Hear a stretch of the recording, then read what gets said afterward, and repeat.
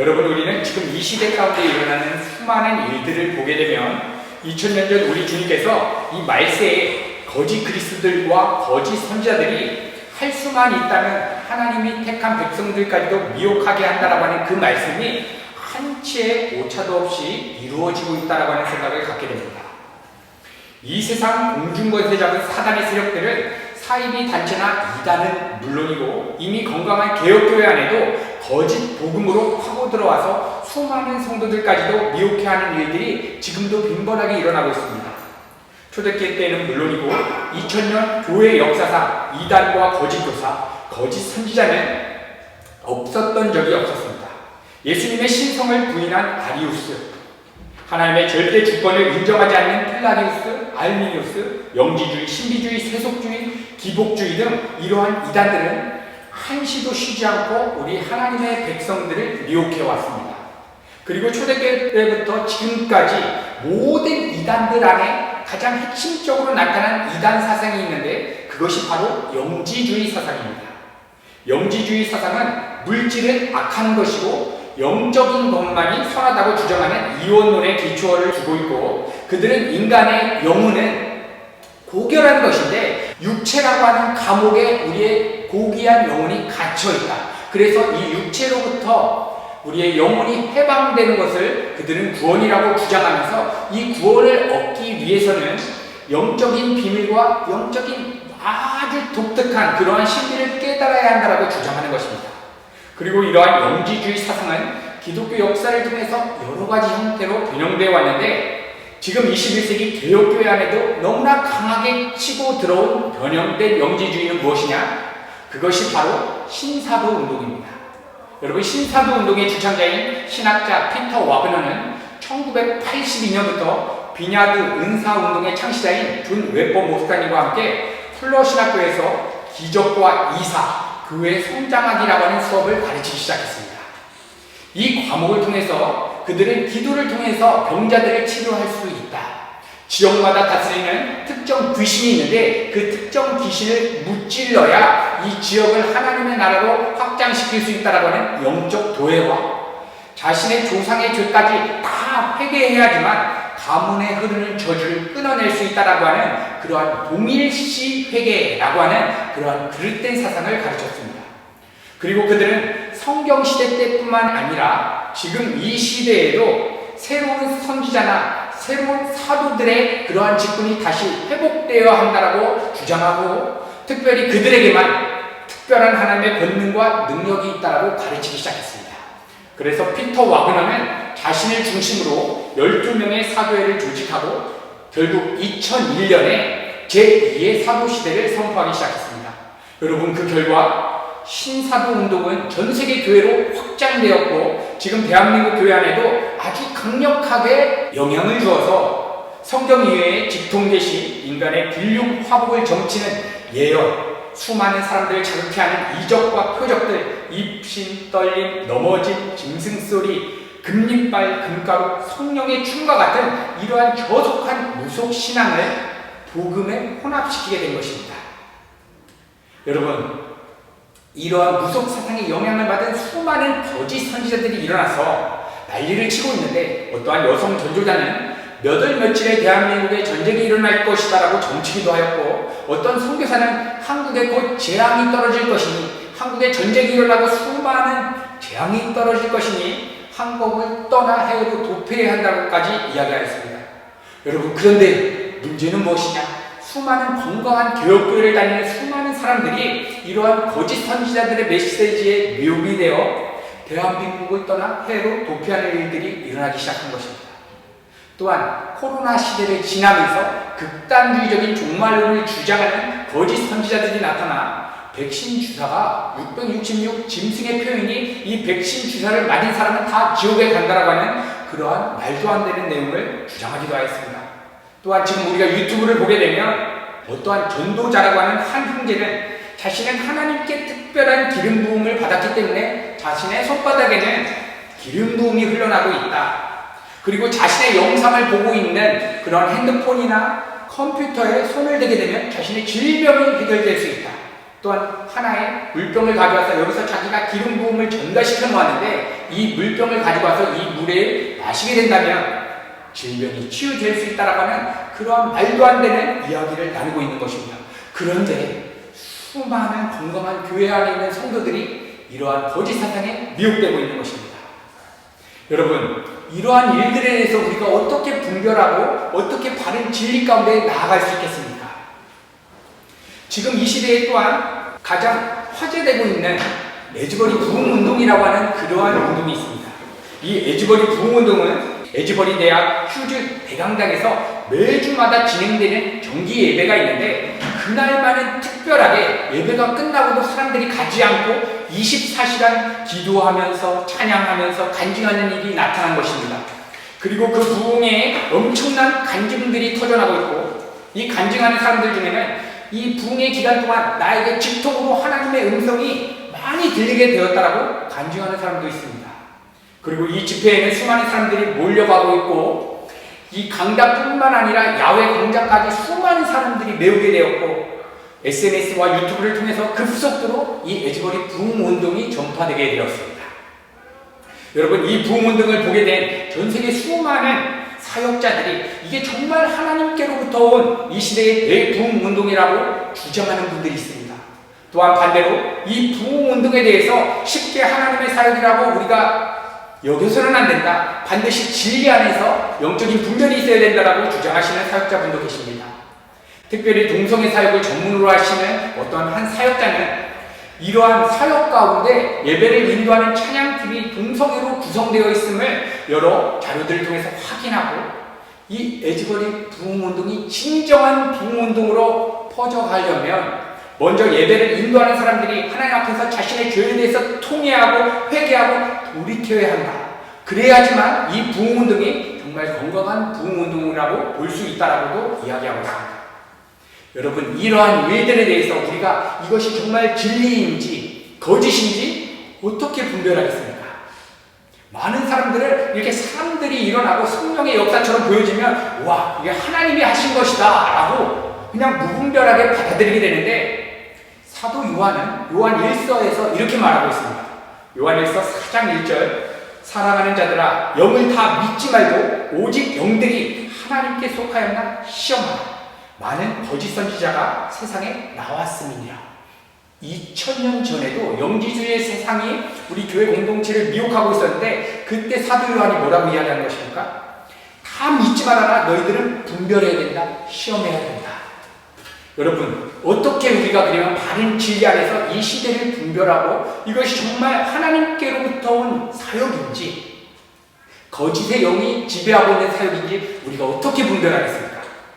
그래서 바로 오늘 본문 말씀은 이러한 미혹에 대해서 우리 성도들이 아주 명확하게 분별할 수 있는 핵심 내용들을 전해주고 있습니다.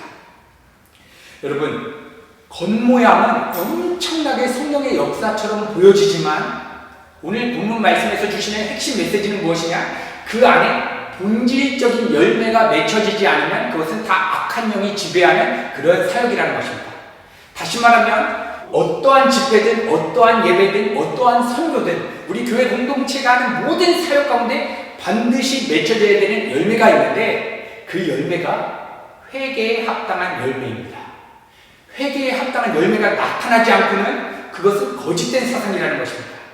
그런데 오늘 세례 요한이 세례를 베푸는 이 가운데 수많은 무리들이 세례 요한 앞에 세례를 뵙기 위해 몰려드는데, 세례 요한은 그들의 심중을 간파하고 이 독사의 자식들아 엄청난 욕설을 퍼붓습니다. 누가복음 3장 7절, 요한이 세례 받으러 나오는 무리에게 이르되 독사의 자식들아, 누가 너에게 일러 장차 올 진노를 피하려 하더냐. 여러분, 한번 생각해 보십시오. 지금 이 예배를 드리는 공간에 수많은 사람들이 세례를 받기 위해서 가득 메우고 있다고 생각해 보십시오. 겉모양의 모습은 와, 이 예배 가운데 우리 은혜 가족 공동체 가운데 이제 성령께서 충만한 역사를 부어주시고 있구나, 이렇게 보여지지 않겠습니까? 오늘 세례 요한도 자신에게 세례를 받기 위해서 수많은 무리들이 모여드는데 왜 이렇게 과격하게 이 독사의 자식들아, 여러분, 그 시대 때 독사의 자식이라고 하는 욕설은 아주 사람의 내면을 뒤집어 엎는 너무나 추악하고 모욕적인 그러한 욕설입니다. 그런데 세례를 받기 위해 몰려드는 무리들에게 이렇게 엄청난 욕설을 퍼부는 이유가 무엇이냐? 그것은 그들의 세례를 받는 목적이 하나님을 만나기 위한 목적이 아니었기 때문입니다. 여러분, 이스라엘 백성들은 바벨론에 의해서 자신의 나라가 완전히 망한 다음에 이제 구약은 막을 내리게 됩니다. 그리고 400년의 기간 동안 하나님의 말씀이 끊어지고 하나님의 말씀이 선포되지 않는 엄청난 암흑기를 가고 400년이 지난 이후 신약 시대가 열리게 됩니다. 그런데 이 400년 동안 정말 암흑기, 하나님의 말씀이 들려지지 않는 상황 가운데 세례 요한이라고 하는 사람이 혜성같이 등장해서 하나님의 말씀을 선포하기 시작한 것입니다. 회개하라, 천국이 가까이 왔다, 그리고 세례를 베풀기 시작한 것입니다. 여러분, 사람들이 이렇게 이 암흑기를 뚫고 세례를 베푸는 세례 요한을 보니까 그들은 이렇게 생각한 것입니다.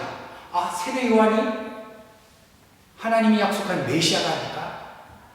이분이 메시아라면 헤롯 왕거와 로마를 완전히 쳐부수고 우리 이스라엘을 이 온 세상 가운데 가장 강하고 부강한 나라로 이끌 그러한 정치적인 메시아는 아닐까? 이러한 기대 가운데 몰려온 것입니다. 누가복음 3장 15절. 백성들은 메시아를 무척 기다리고 있었으므로 혹시 요한이 그가 아닌가 하고 모두 속으로 생각하고 있었다. 바로 이 목적으로 세례를 받으러 간 것입니다. 그래서 세례 요한은 너희들이 세례를 받기 위해 몰려든 목적이 세례의 본질적인 의미를 너희들이 깨닫고 그것을 받으려고 온 것이 아니라, 다시 말하면 너희들의 영혼 안에 거하는 죄의 본성을 깨닫고 그 죄에 대해서 통회하고 회개함으로 회개에 합당한 열매가 맺어지는 삶을 살기 위한 목적으로 모여든 게 아니라면 너희들에게 임하고 있는 그 엄청난 하나님의 심판은 절대로 너희들은 피하지 못할 것이다 라고 선포하고 있는 것입니다. 여러분, 그래서 지금 이 시대 가운데 수많은 광장과 수많은 예배당에 몰려드는 사람이 신비한 기적을 체험하고 병이 낫고 설사 죽었던 사람이 살아난다 할지라도 정말 자신의 죄를 깨닫고 그 죄에 대해서 통회하고 회개에 합당한 삶을 살아가지 않는다면 아무리 멋지고 아무리 성령의 역사처럼 보이는 그러한 화려함이 있다 하더라도 결국 멸망으로 갈 것이다 라고 오늘 메시지가 주고 있는 것입니다. 그래서 우리 주님께서는 회개하지 않는 인생은 반드시 망하게 될 것이다 라는 것을 가르쳐 주시기 위해서 누가복음 13장에는 무화과 나무의 어떠한 비유를 들어서 말씀하시고 있습니다. 이 비유의 내용은 한 사람이 포도원에 무화과 나무를 심었습니다. 그래서 이야기합니다. 3년 동안 무화과 나무에 열매가 맺혀지지 않는다면 이 무화과 나무를 도끼로 찍어 완전히 멸망하게 할 것이다. 그런데 과원지기가 중간에 중재하며 나서면서 한 해 동안만 기다려달라. 한 해만 기다려주면 이 무화과 나무가 열매를 맺게 될 것이다. 이러한 얘기를 하는 것입니다. 그리고 기다렸는데 열매가 맺혀지지 않는다면 멸망시키겠다라고 하는 그러한 비유의 내용입니다. 여러분, 여기서 포도원의 주인은 하나님이시며 포도나무는 온 세상 사람들을 상징합니다. 근데 이 포도원 가운데 무화과 나무가 있는 것입니다. 이 무화과 나무가 상징하는 것은 이 세상 모든 사람들이 있지만 하나님이 특별하게 생각하는 사람이 있다는 것입니다. 그것이 무화과 나무가 상징하는 것인데 그것은 가인과 아벨처럼 하나님의 이름을 부르고 하나님을 예배하겠다고 나오는 사람들입니다. 가인은 구원받지 않은 사람입니다. 그런데 하나님께 예배드리러 나왔습니다. 이렇게 하나님의 이름을 부르는 사람 중에 거짓 신앙인과 참된 신앙인이 무화과 나무로 상징되고 있는 것입니다.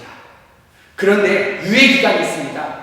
이 유예기간 안에 이 무화과 나무가 진짜든 가짜든 열매가 맺혀지지 않는다면 그 무화과 나무는 결국 영원한 형벌로 들어가게 된다는 것입니다. 여러분, 그러면 우리 성도의 삶 가운데 하나님의 이름을 부르는 사람들의 삶 가운데 회개에 합당한 본질적인 열매가 맺혀져야 하는 그러한 유예기간은 언제까지겠습니까? 그것은 각자마다의 인생입니다. 근데 우리는 한치 앞을 모르기 때문에 지금 이 예배를 마치고 우리가 하나님 나라로 갈지 우리가 어떻게 펼쳐질지 알 수가 없습니다. 그러니까 유예 기간은 우리가 어떻게 생각해야 되냐면 지금 이 순간이 내 인생의 마지막 회개에 합당한 열매를 맺혀야 하는 그러한 기간이다라고 여겨야 하는 것입니다. 내일 회개할 거야 이런 것은 없는 것입니다. 지금 회개하고 지금 회개할 합당한 열매를 우리는 맺어야 하는 것입니다. 그래서 우리 은혜가족 공동체가 오늘 이 예배를 통해서 우리가 정말 본질적으로 맺어야 하는 열매가 무엇이냐? 오늘 예배 가운데 우리의 죄를 확인하시고 이 죄에 대해서 통회하고 우리의 마음을 돌이켜 우리 안에 성령께서 소원을 두시고 행하실 수 있도록 우리의 온 전 인격을 이 시간 산 제사로 올려드려야 하는 것입니다. 여러분, 그러면 회개에 합당한 그런 열매가 본질적으로 무엇이겠습니까? 이것은 세례 요한이 이 독사의 자식들아 라고 한 이 메시지를 우리가 생각해 볼 때 분명해질 수가 있습니다. 세례 요한이 말한 이 독사는 창세기 3장서부터 아담과 하와를 미혹한 사탄을 상징합니다. 그래서 하나님께서 선악과 사건 이후에 이 독사에게 내리신 저주가 무엇이냐? 너는 땅을 기어다녀야 한다. 그리고 흙을 먹고 살아야 된다. 너의 배를 땅에 대고 흙을 먹고 살아야 한다는 것이 독사의 저주입니다. 그러면 이 독사의 자식들, 이 독사의 영향력에 있는 사람들의 속성은 무엇이냐? 마음의 배를 땅에 대고 이 세상의 땅의 영역에 있는 걸로 하나님이 빠져나간 뻥 뚫려버린 공허감을 채우며 살아가는 것, 이것이 바로 독사의 자식들의 본질적인 의미라는 것입니다. 그래서 우리 모든 사람들은 선악과 사건 이후에 이 독사에 물려서 이러한 죄의 본성을 가지고 태어나는데 우리는 그냥 본성적으로 마음으로부터 이 땅의 영역에 있는 것들로 우리 삶의 안정을 추구하고 기쁨을 추구하고자 하는 본성이 있습니다. 그런데 이 본성을 그대로 가져왔는데 수많은 무리들이 이 본성에서 돌이켜 하나님으로 채워야 되겠다, 이러한 의미를 가진 세례를 받으러 나왔어야 하는데 여전히 마음의 배는 땅에 대고 이 땅에서의 어떠한 삶의 기반을 확장하고 이 땅의 것으로 기쁨과 행복을 추구하기 위한 목적으로 세례 요한 앞에 나온 것입니다. 그래서 세례 요한이 외치는 것입니다. 회개에 합당한 열매가 맺혀지지 않으면 너희가 아무리 세례를 받고 부흥운동에 너희들이 가도 너희들의 끝은 멸망이다라고 이야기해 주신 것입니다. 여러분, 그러면 회개의 의미는 무엇이겠습니까? 우리의 마음의 배를 이 땅의 영역에 붙이고 이 땅의 영역으로 기쁨과 만족을 추구하려고 하는 우리의 본성 자체를 하나님께 완전히 고정시키는 것, 이것이 바로 메타노예요. 메타, 초월의 세계에 있는 그 하나님께 우리의 마음의 방향성을 하나님께로 향하는 것, 이것이 바로 회개입니다. 그래서 우리 안에 있는 죄의 본질적인 성향이 두 가지가 있는데 어떤 것이냐? 하나님이 아니라 이 세상으로 마음의 방향이 빗나감과 동시에 뒷면에는 뭐가 있습니까? 내가 마음을 댄 그 일에 대해서 내가 주체가 되어서 내가 주인 되는 것입니다. 그래서 회개라는 것은 사기쳤습니다, 가늠했습니다, 이런 한두 가지 그릇된 행위를 바꾸는 작업이 아니라 그 뿌리 자체를 뽑아버리는 것입니다. 죄라고 하는 나무는 서여 있습니다. 이 나무로부터 여러 가지 간음, 사기, 질투, 시기, 이러한 열매들이 맺혀납니다. 한두 가지 이것을 잘 쳐냈던 사람들이 바리새인들과 율법주의자들이었습니다. 이네들은 한두 가지 죄를 끊어내니까 어떻게 됩니까? 나는 하나님 앞에 의로운 사람이야 하면서 더 강력한 자기의라고 하는 엄청난 죄의 열매가 맺혔습니다. 그래서 우리가 회개한다는 것은, 만약에 제가 사기를 쳤습니다, 간음을 했습니다, 프랑코 진이라고 하는 사업가가 돈을 더 벌기 위해서 사기를 쳐서 돈을 많이 벌었습니다. 이때 회개한다는 것은 무엇입니까? 하나님, 내가 하나님의 사람으로서 돈을 더 많이 벌기 위해서 돈에 눈이 멀어 내가 사기를 쳤습니다. 하나님, 양심의 가책이 찔립니다. 이 시간 하나님, 이 사기친 이 죄의 열매에 대해서 내가 회개합니다. 하나님, 용서해 주십시오. 여러분, 이것이 회개입니까? 여러분, 이것은 기독교에서 말하는 회개가 아니라 반성입니다. 이것은 구원받지 않는 사람도 하나님께서 일반 은총으로 주신 양심이라는 것으로 확인되어지는 그러한 가책입니다. 이러한 한두 가지를 바꾼다고 해서 본질적인 우리의 삶에 변화가 없다라고 성경은 이야기하는 것입니다. 그래서 다윗이 밧세바를 범했을 때 하나님, 제가 간음했습니다. 간음이라는 이 죄의 열매를 용서해 주십시오. 이런 기도의 내용은 성경에서 찾아볼 수가 없습니다. 군대 장관 우리아를 죽이게 했습니다. 하나님, 내가 살인죄를 졌습니다. 이 살인죄를 용서해 주십시오. 이러한 기도의 내용이 성경 어디에도 없습니다. 그런데 이러한 회개라는 것입니다. 시편 51편 5절, 내가 죄악 중에서 출생하였으며 어머니가 죄 중에서 나를 잉태하였나이다.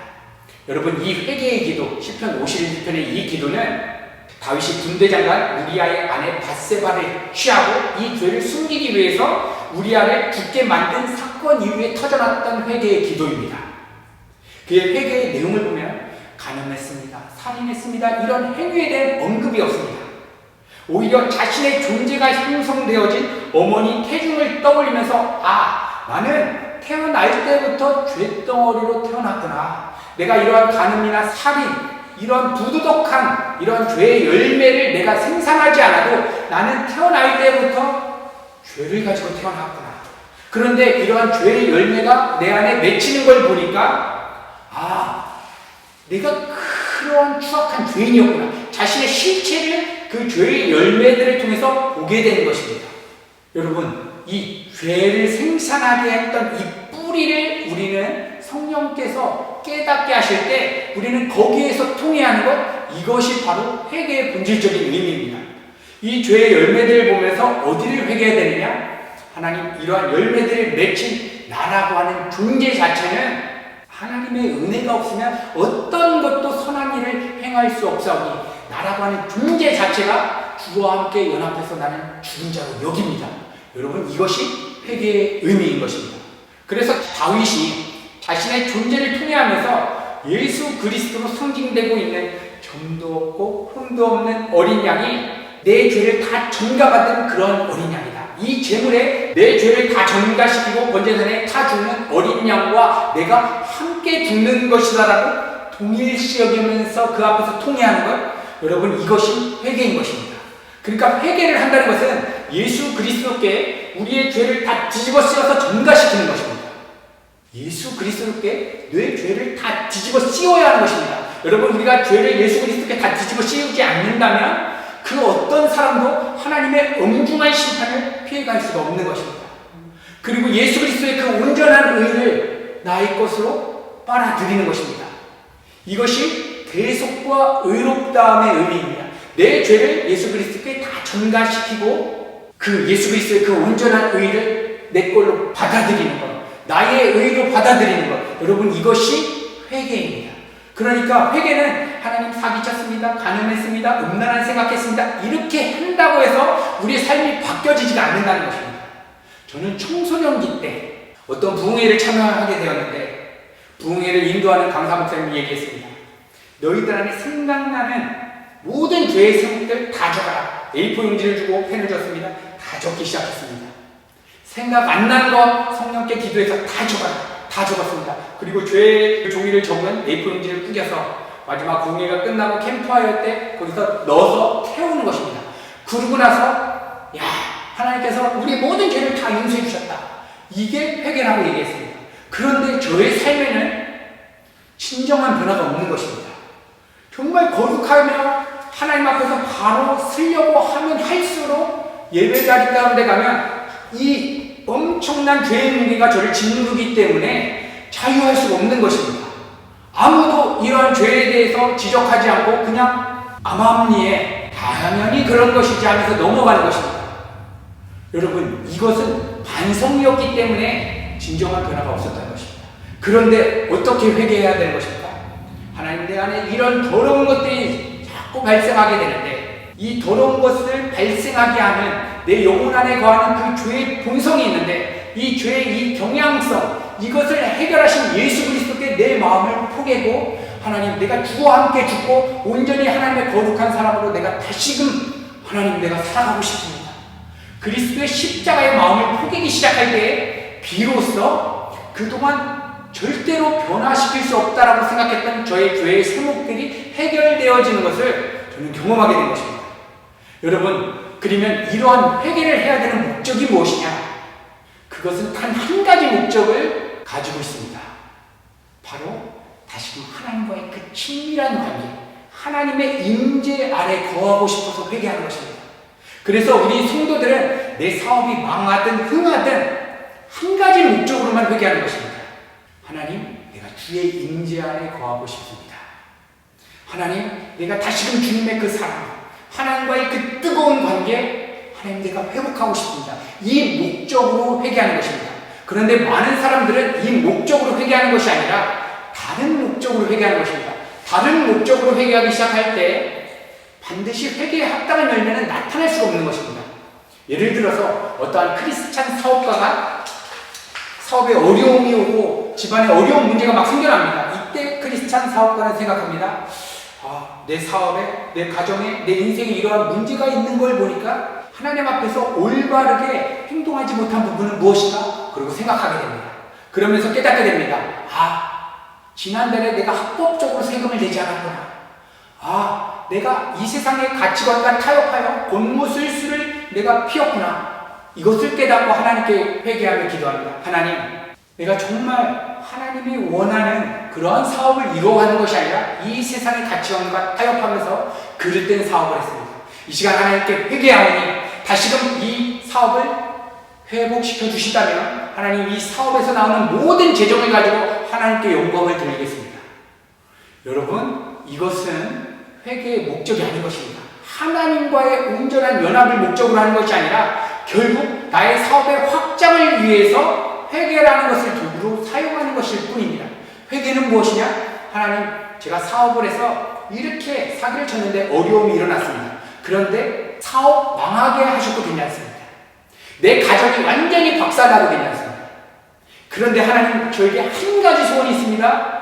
내가 다시금 하나님의 임재 가운데 하나님의 사랑을 맛보고 싶습니다. 다시금 하나님과의 그 친밀한 관계를 회복하고 싶습니다.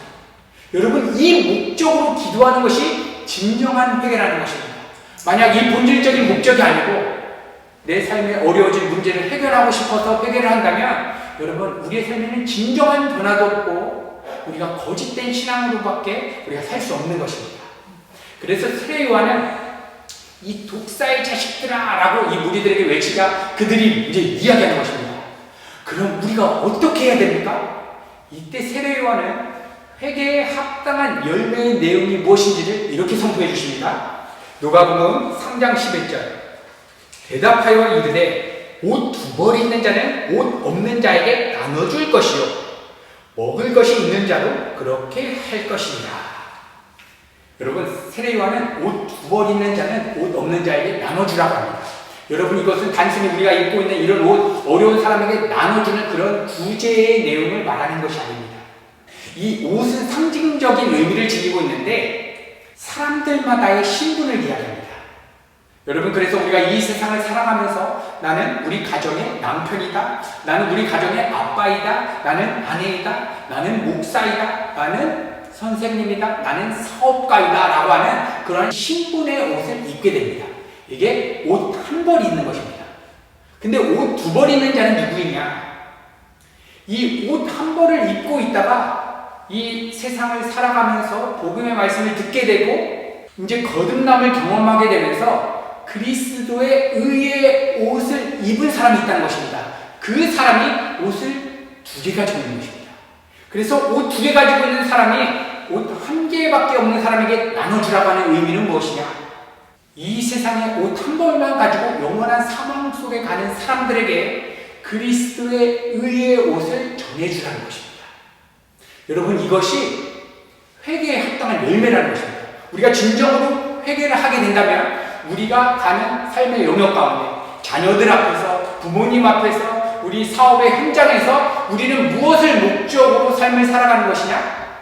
그리스도의 의의 옷을, 그리스도의 그 온전한 의를 저 사람에게 어떻게 하면 전할 수 있을까? 그러기 위해서 우리는 삶의 현장에서 성실하게 최선을 다해서 살아가는 것입니다. 마치 요셉이 강간범에 대해서 감옥에 들어갔는데 그 감옥 안에서 성실한 죄수로 살아갑니다. 왜 살아가느냐? 요셉은 옷을 두 벌 가지고 있기 때문입니다. 내 안에 있는 하나님께서 인쳐주신 그리스도의 의의 옷을 전하기 위해서는 내가 강간범이 되어서 그렇게 억울해도 최고의 죄수처럼 성실하게 살아가는, 이것이 바로 회개에 합당한 첫 번째 열매인 것입니다. 여러분, 그리고 두 번째, 먹을 것이 있는 사람은 먹을 것을 나눠주라는 것입니다. 이것도 단순히 가난한 자들에게 먹을 양식을 주라는 것이 아닙니다. 돈을 주라고 하는 의미가 아닌 것입니다. 먹을 양식, 진정한 양식은 무엇이냐? 생명의 양식 되시는 예수 그리스도입니다. 그러니까 예수의 생명을 갖고 있고 예수 그리스도의 온전한 말씀을 갖고 있는 사람이 양식이 있는 사람입니다. 이것을 나눠주라는 것은 예수 그리스도의 십자가 복음을 우리의 삶으로, 우리의 입술로 전하라는 것입니다.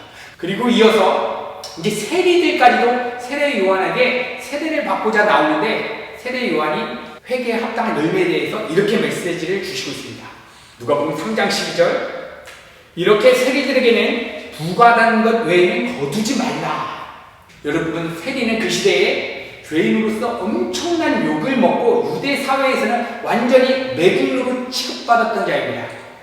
여러분, 이 세리들은 유대인들이 내야 되는, 로마에 내야 되는 그 세금 이외에 엄청난 부가세를 그들에게 착복하여서 그 착복한 금액을 가지고 기쁨과 만족을 삼는 그러한 사람들입니다. 이 사람들의 유일한 기쁨은 무엇이냐? 자기가 착복한 그러한 재물을 가지고 기쁨과 만족을 추구하는 사람들입니다. 그 유일한 기쁨을 가진 세리들에게 너희들에게 부과된 것 외에, 이 사람들에게 부과된 것 외에는 세금을 거두지 말라라고 하는 의미는 무엇이냐? 이제 이 세상의 그 어떤 가치로도 기쁨과 만족을 추구하는 삶을 포기하라는 의미인 것입니다. 하나님 위에 이 땅의 것들로 너희가 기쁨과 만족을 추구했던 삶을 포기해라. 여러분, 이것이 회개에 합당한 열매라는 것입니다. 그래서 어떠한 부흥 집회나 어떠한 사역을 가도 이 두 가지의 의미, 예수 그리스도를 우리의 입술로 전하고 하나님 위에 기쁨과 만족을 추구하는 우리의 죄악된 본성을 완전히 하나님께 돌이키는 그러한 회개의 역사가 없다라고 하면, 여러분, 그 집회, 그 예배는 금가루가 떨어지고 죽은 사람이 다시 살아나도 영원한 형벌로 들어가는 그러한 악한 영의 미혹이라는 것입니다. 여러분, 오늘 이 예배 가운데 이 시대를 보면서 여러분, 우리에게 하나님께서 이렇게 그릇된 성령 운동과 이렇게 거짓된 사상들을 보게 하시는 이유가 무엇이겠습니까? 바로 여기 계신 성도님들 한 분 한 분이 너희들만이라도 마음을 돌이켜 회개에 합당한 열매의 그러한 삶을 살아가지 않겠니? 하나님께서 부르시는 그러한 쌓이는 것입니다. 그래서 우리가 그러한 거짓된 성령운동과 거짓된 사상들을 보면서 비판으로 갈 것이 아니라 진리 안에서 분별하고 우리 자신을 돌아보는 계기로 삼아야 되는 것입니다. 아, 내 안에도 이렇게 썩어 문드러진 죄가 있다. 저 사람들도 회개 안 하고 있지만 나도 회개하지 않고 있다. 나는 이 바른 진리, 건강한 개혁변화 안에 있다라고 안정감을 누리고 살아가는데 내 안에도 이 세상의 것으로 기쁨과 만족을 추구하려고 하는 본성은 있지 않는가? 이러한 나를 돌아보는 계기로 삼아야 하는 것입니다. 그래서 우리 은혜가족 공동체가 오늘 이 예배를 통해서 우리가 해야 되는 가장 중심적인 작업은, 하나님, 이 세상에 썩어진 이런 부패된 거짓된 사상들을 보니까 하나님께서 나를 회개의 자리로 나오라고 하는 사인으로 내가 받아들이겠습니다. 그래서 하나님, 회개에 합당한 열매가 내 삶 가운데 맺혀지지 않다면 하나님, 오늘 이 시간 내가 성령의 도우심을 구하여 나의 그냥 본성 자체, 한두 가지 죄의 열매가 아니라 내 안에 어떠한 성향으로 존재하는 하나님의 은혜가 개입하지 않으면 그냥 자연스럽게 이 세상 것을 내가 주인되어서 추구하려고 하는 나라고 하는 존재가 그리스도와 함께 죽었다고 하는 그 진리가 이 시간 실제적으로 경험할 수 있도록 성령 하나님의 도우심을 구하겠습니다. 여러분, 이러한 고백들을 오늘 예배를 통해서 우리가 드렸으면 좋겠습니다. 누가 오늘 이런 자신의 삶 가운데 회개에 합당한 열매가 나타나 성령께서 우리 안에 소원을 주시고 정말 이 무너져가는 이 악한 세대 가운데 누가 하나님, 저를 통해서 이 엄청난 음란하고 어두운 세대 가운데 정말 빛과 소금 되시는 예수 그리스도를 인도하는 그러한 성령의 의의 병기가 되겠다라고 누가 이렇게 고백드리시겠습니까? 오늘 우리 짧은 시간 같이 기도하실 때에 우리가 이렇게 하나님, 내 안에 진정한 회개가 일어나게 하시고 내 안에 회개에 합당한 열매가 넘쳐나 하나님, 죽어가는 모든 영혼들 가운데 예수의 생명이 하나님 나를 통해서 흘러갈 수 있도록 하나님 축복하여 주시옵소서. 이러한 고백이 오늘 예배 가운데 있기를 간절히 소망합니다. 아버지 하나님, 감사합니다. 여기 우리 사랑하는 은혜가족 성도님들이 정말로 본질적인 회개가 일어나 회개의 합당을 살아가고 싶은 우리 귀한 지체들이 있습니다. 하나님 우리 긍휼히 여겨주시고 하나님 약하고 음란한 시대 가운데 우리 거룩한 하나님의 백성들로 살아갈 수 있도록 하나님 날마다 우리를 붙잡아 주시옵소서. 하나님 교회 역사사를 보니까 하나님의 붕의 운동은 단 한 사람의 회개로부터 시작되었습니다.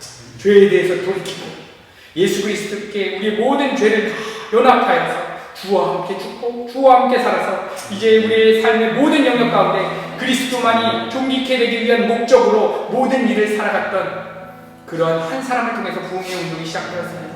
하나님 어둡고 막혀있는 이 시대 가운데 하나님 여기 계신 우리 한 분 한 분이 하나님 이 앞으로의 부흥의 운동의 진정한 불씨가 되고 싶습니다. 우리가 먼저 우리의 삶의 영역 가운데 우리의 마음을 돌이켜 하나님만을 귀하게 여기며 하나님만을 우리의 왕의 자리에 모시며 살아가는 그런 믿음의 삶 살아갈 수 있도록 좀 축복하여 주시옵소서. 하나님 인생에 가장 큰 저주가 있다면 짧은 인생의 시간 가운데 회개하지 못하고 입술로는 하나님의 이름을 부르지만 자신을 하나님을 진정으로 믿는다라고 착각하지만 영원한 사망 가운데 들어가는 것이거든요. 하나님 우리 은혜가족 공동체가 그러한 사람들을 그리스도께 다시 인도하는 그러한 하나님의 의의 병기가 되고 싶습니다. 하나님 은혜가족 공동체가 정말로 본질적인 회개의 운동이 일어날 수 있도록 좀 축복하여 주시옵소서.